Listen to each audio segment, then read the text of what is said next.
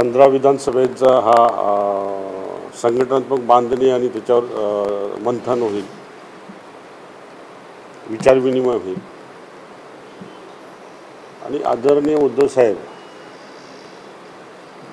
लोकसभा निवडणूक आणि विधानसभेच्या निवडणुकीनंतर प्रथमच नाशिकमध्ये येत आहेत। प्रत्येक विधानसभेला ज्यावेळेस विधानसभेमध्ये पराभूत उमेदवार झालेत आमचे,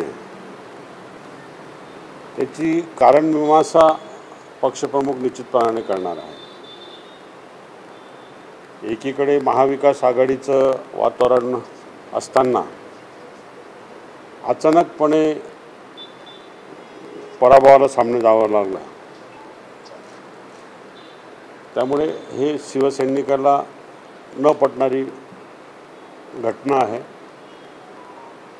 म्हणून त्यावरती येणाऱ्या निवडणुकीमध्ये शिवसैनिकांनी कशा पद्धतीने काम करायला पाहिजे,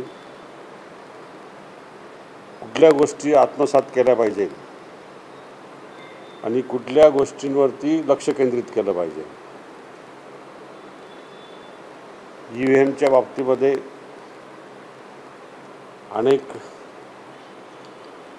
शंका शिवसैनिकांच्या मनामध्ये आहेत।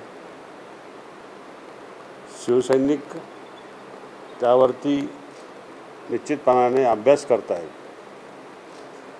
आणि टेक्निकल मार्गदर्शन कदाचित 16 तारखेला आदरणीय उद्धव साहेब भाषणाला येण्यापूर्वी कदाचित ह्या विषयांवरती मार्गदर्शन होऊ शकतं, चर्चा होऊ शकते, काही खुलासे देऊ शकतात, काही मुद्द्यांवरती पुराव्यानिशी चर्चा होऊ शकते। अशा संघटनात्मक बांधणीबरोबर तांत्रिक ज्या झालेल्या चुका आहेत त्या दुरुस्त करणं आणि विरोधकांनी जी विधानसभेमध्ये जी मुसंडी मारलेली आहे त्याच्यावरती आत्मपरीक्षण करणं,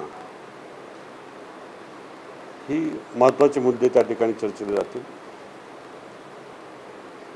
नाशिक जिल्ह्यामध्ये 15 विधानसभा आहेत। ग्रामीण भागाचे दौरे निश्चितपणाने दत्ताजी असतील, डी.जी. सुरेश असतील, विलासांना असतील, हे निश्चितपणाने 1 ते 15 तारखेपासून हे करतीलच। परंतु आदरणीय पक्षप्रमुख आदरणीय संजय राऊत साहेब 16 तारखेला या ठिकाणी येणार आणि संघटनात्मक बांधणी, काही पराभवामुळे काही खचलेले काही शिवसैनिक आहेत, त्यांना अजूनही शॉकमध्ये आहेत की इतक्या मोठ्या जागा आपल्या निवडून येणार असताना आल्या नाहीत, त्यामुळे काय नेमका परिणाम काय झाला त्या विषयांवरती निश्चितपणाने ह्या शिबिरामध्ये चर्चा होणार आहे आणि निश्चित एक चांगलं शिबिर नाशिकमध्ये झालेलं शिबिर हे महाराष्ट्राला दिशा देईल असा माझा आत्मविश्वास आहे। आदरणीय उद्धव साहेब असतीलच, पण काही वकिलांची फौज असेल जे भांडतायत, असीम सरोदे असू शकतात, अजून काही लोक असू शकतात, संजय राऊत साहेब येतील। दिवसभर सकाळी 10 वाजेपासून तर 6 वाजेपर्यंत हे शिबिर राहणार आहे। 4 पर्यंत पक्षीय कार्यक्रम राहील। 5:30 नंतर आदरणीय उद्धव साहेब बोलायला उठतील आणि ते उद्धव साहेबांचं मार्गदर्शन ऐकल्यानंतर शिबिराचा समारोप होईल।